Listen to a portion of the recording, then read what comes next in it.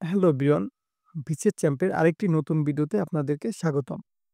আমি আমার গত ভিডিওতে অ্যানালাইসিস করে দেখিয়েছিলাম যে কোন সংস্থার শুধুমাত্র সদর দপ্তর থেকে প্রশ্ন আসছে।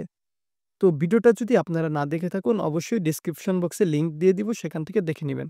আজকে আমি আপনাদেরকে বিশ্লেষণ করে দেখিয়েছি যে কোন আন্তর্জাতিক সংস্থা থেকে কোন বিসিএস এ প্রশ্ন আসছে। ১ম এ আমি আন্তর্জাতিক সংস্থাগুলোকে ৪ টে ভাগে ভাগ করেছি। যেমন আঞ্চলিক যৌথ সংস্থা, স্বেচ্ছাসেবী সংস্থা, অর্থনৈতিক ও বাণিজ্যিক সংগঠন এবং জাতিসংঘ ও বিশেষায়িত সংস্থা।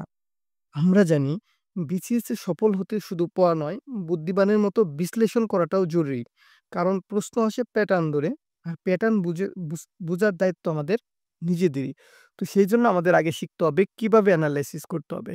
অন্যের এনালাইসিস করা দেখলে আমরা সহজেই বুঝতে পারি কোনটা থেকে কোনটা আসছে। কিন্তু তার চেয়েও আমরা যখন নিজেরা করব, আমাদের প্রশ্ন প্যাটার্ন সম্পর্কে একটা ধারণা হয়ে যাবে। দেখেন, আমি এখানে যেগুলা বিশ্লেষণ করে দেখেছি, এগুলা কিন্তু আমি এখন বুঝি যে এই সংস্থাটা বেশি ইম্পোর্টেন্ট বা এই সংস্থার কোন প্রশ্নটা বেশি ইম্পোর্টেন্ট। ঠিক আছে?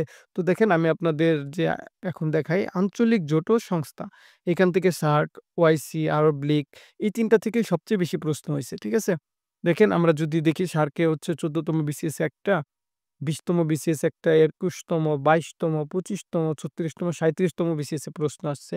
সেরকম ওআইসি থেকে ১০ তম বিসিএস, ১৪ তম বিসিএস, ১৮ তম বিসিএস, তো এরকম আসছে। আমি প্রত্যেকটা বলতে পারতেছি না, তাহলে ভিডিওটা অনেক বড় হয়ে যাবে। দেখেন, আমি এগুলা দেখিয়ে দিই, নামগুলা বলছি আর আপনারা এগুলা ভিডিওটা দেখে নোট করে নিবেন। তারপর দেখেন স্বেচ্ছাসেবী সংস্থা।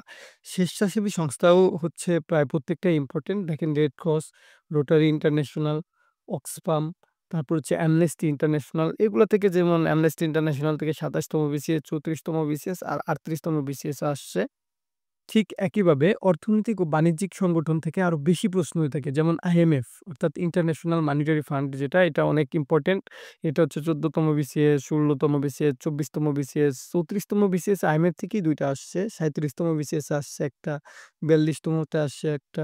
তারপরে যদি আমরা দেখি ওয়ার্ল্ড ব্যাংক, দেখেন ওয়ার্ল্ড ব্যাংক কতটা ইম্পোর্টেন্ট। এখান থেকে অনেকগুলো প্রশ্ন আসছে। এইখানে আমরা যতগুলো টপিকস রাখছি সবগুলাই কিন্তু ইম্পোর্টেন্ট। এটা যেমন বিমস্টেক থেকে ২২ তম বিসিএস আসছে, ব্রিক্স থেকে আসছে, তারপরে জি7, জি77, ঠিক আছে? সবগুলো থেকে প্রশ্ন আসছে। এরপর আমরা যদি দেখি জাতিসংঘ ও বিশেষায়িত সংস্থা, এটা জাতিসংঘ আমরা জানি যে যেকোনো চাকরির জন্যই গুরুত্বপূর্ণ। তবে বিসিএস এর জন্য একটি বেশি গুরুত্বপূর্ণ। দেখেন কয়টা প্রশ্ন আসছে।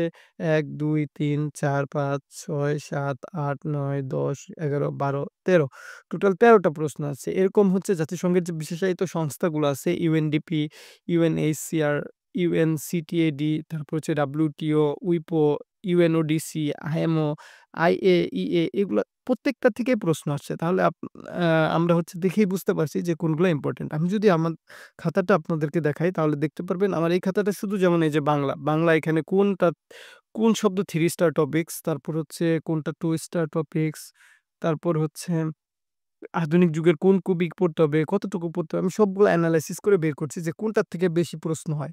তো এইভাবে এনালাইসিস করে পড়লে আমার মনে হয় পড়াটা অনেক সুবিধা হয়। দেখেন, আমি যখন এগুলো বের করেছি, আমি বই যখন পড়তাম, আমি জর্জ সিরিজের বই পড়ি MP3।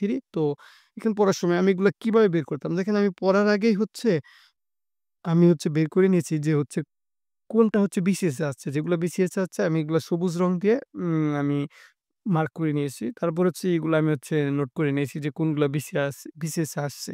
তো এইভাবে নোট করে পড়লে আপনার বোঝা যায় যে কোনগুলা প্রশ্ন পরীক্ষায় আসে আর কোনগুলা পরীক্ষায় আসে না। তো ভিডিওটি দেখার জন্য ধন্যবাদ। তোমার স্বপ্নের চাকরি তোমারই জন্য, শুধু সময়টা কাজে লাগাও।